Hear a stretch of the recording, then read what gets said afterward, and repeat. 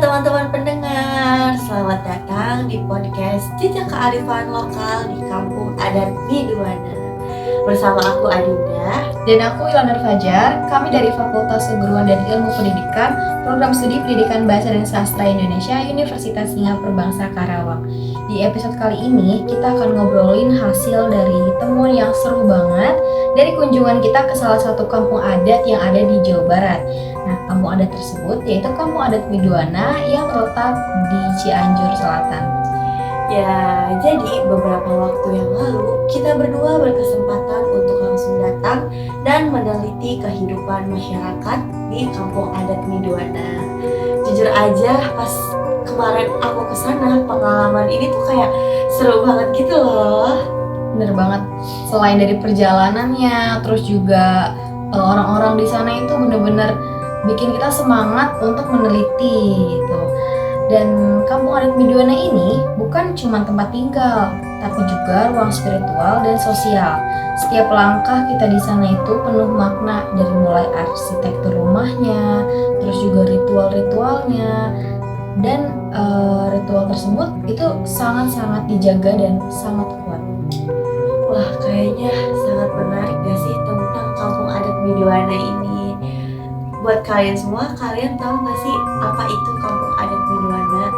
Ya, pasti kalian cuma bisa mendengar sedikit-sedikit ya. Jadi di sini kita juga bakal ngejelasin sedikit tentang Kampung Adat Miduana yang ada di Desa Balai Gede, Kecamatan Nanggulung, Kabupaten Cianjur Selatan. Secara resmi diakui sebagai wilayah adat sejak tahun 1999 dan sampai sekarang tetap mempertahankan nilai-nilai leluhur yang luar biasa, kaya akan tentang tradisi-tradisi yang sangat unik nih.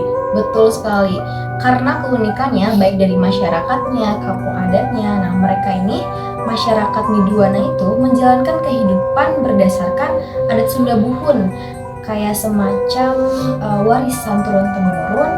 Misalnya, mereka itu masih tinggal di rumah yang dari bambu. Nah, kalau di sana tuh namanya rumah panggung.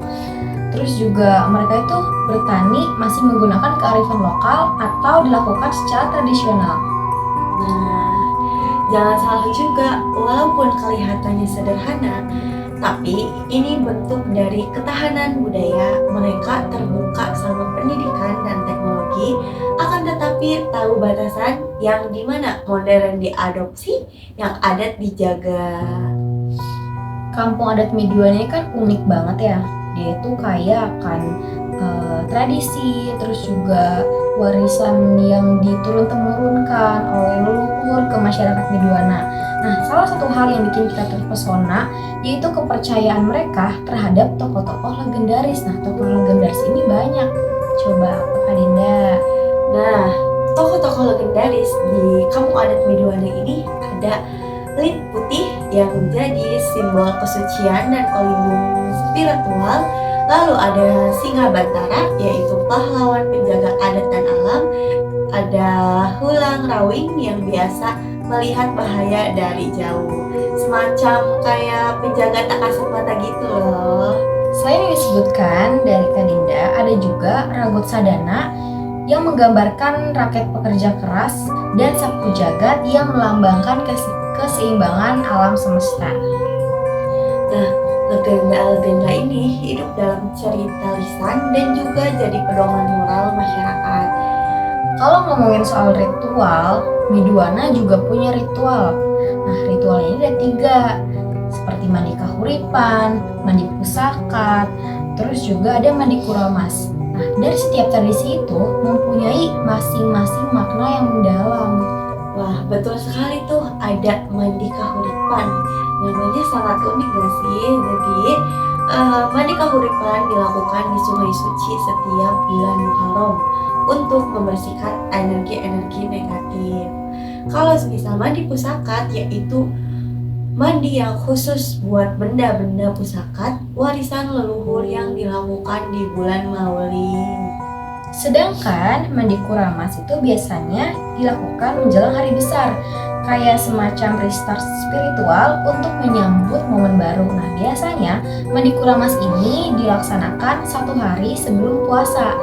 Kenapa kayak gitu? Karena tadi aku udah sebutkan kalau misalkan Mandi Kuramas ini kan dilaksanakan menjelang hari besar. Nah, puasa ini termasuk hari besar karena menyambut bulan Ramadan dan Hari Raya Idul Fitri.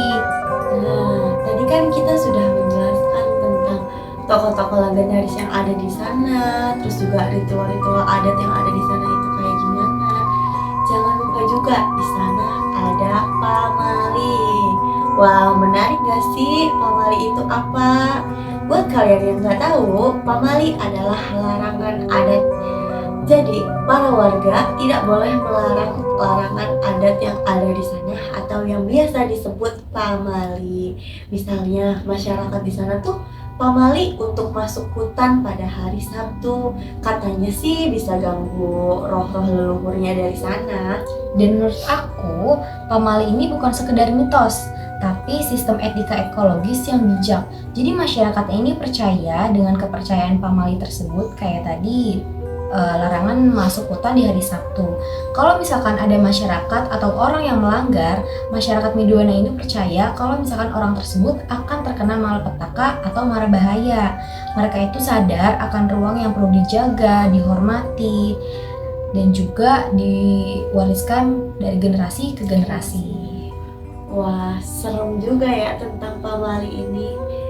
Kemarin perjalanan kita di sana gimana sih? Coba bisa dijelaskan? Jadi dari perjalanan kita ke sana itu kita berangkat dari Karawang. Kita berangkat gak cuma berdua aja, tapi sama teman-teman yang lain, dan itu di perjalanan seru banget. Selain dari perjalanannya emang agak serem, mulai dari naik-naik, terus juga jalanannya itu benar-benar kecil banget. Terus kita itu kan naik mobil, tapi itu benar-benar seru banget karena itu benar-benar nambah pengalaman baru yang kita nggak tahu kita kapan bisa kesana lagi. Betul. Terus juga kita kemarin sampai sana itu masih pagi ya kebetulan. Lalu kita dari tempat peristirahatan ke kampung adat Midwana ini cukup memakan waktu. Benar. Kata orang-orang sekitar sih kita naik apa turun deh itu. Kayaknya naik ya, tapi Ada katanya turunnya turun juga. intinya Nah, naik kita turun. nggak tahu, pokoknya intinya naik turun. Kata warga lokal di sana itu hanya membutuhkan waktu 1 jam. Tapi kemarin kita kayaknya bisa menghabiskan 2 jam lebih untuk naik ke sana. Karena kita memang belum terbiasa berjalan kaki yang benar-benar jauh, terus juga treknya lumayan ya, dari mulai jalan yang bebatuan, licin, dan kondisi kita kesana tuh kemarin lagi hujan. Ditambah lagi tadi hujan tuh jadi makin licin jalanannya. Jadi kita menempuh waktu kurang lebih 2 jam untuk berangkatnya aja teman-teman. Pulangnya juga kita hampir 2 jam juga. Jadi kita pulang pergi menghabiskan waktu 4 jam. Tapi pemandangan di sana tuh sangat-sangat indah. Kita di Karawang jarang nggak sih ngelihat alam seterbuka itu. Jarang Terus kita banget. tiba-tiba datang ke kampung adat Midwana yang dimana Jadi itu alamnya keren banget sih. Kita bisa lihat air terjun. Air terjun di pinggir jalan, bayangin air terjun di pinggir jalan Itu tuh keren kapan banget. lagi? Kita jarang ngelihat air terjun, kita jarang lihat alam di sini. Terus kita ke sana, wow, alam semua itu. Jadi meskipun kita capek menempuh waktu pulang pergi tuh 4 jam, tapi kita disuguhkan pemandangan alam yang luar biasa indahnya. Mulai dari kebun teh, terus ada sawah, terus selain ada sawah itu ada tanaman sayuran. Terus seru banget ngelihat masyarakat di sana itu bergotong royong bertani gitu. Ada yang pulang dari hutan membawa hasil panennya seperti itu. Terus kemarin juga kita menemukan ada ibu-ibu yang sedang menumbuk padi. Iya, jadi mereka di sana itu masih menggunakan sistem tradisional untuk menumbuk padinya. Dan dipercaya katanya menumbuk padi itu tidak boleh sama laki-laki, harus perempuan bersama perempuan. Jadi yang kita temukan ada 2 orang ibu-ibu yang sedang menumbuk padi. Terus juga kemarin kita ketemu kerbau. Kerbau. Jadi di sana itu membajak sawahnya Beda dengan di kota. Kalau di kota itu kan menggunakan traktor ya atau mesin gitu. Tapi kalau di sana masih menggunakan kerbau dan itu jarang banget. Setelah bertahun-tahun aku baru lihat kerbau membajak sawah lagi. Dan di sana itu umum pakai kerbau daripada pakai traktor. Jadi memang masih sangat tradisional. Nah betul.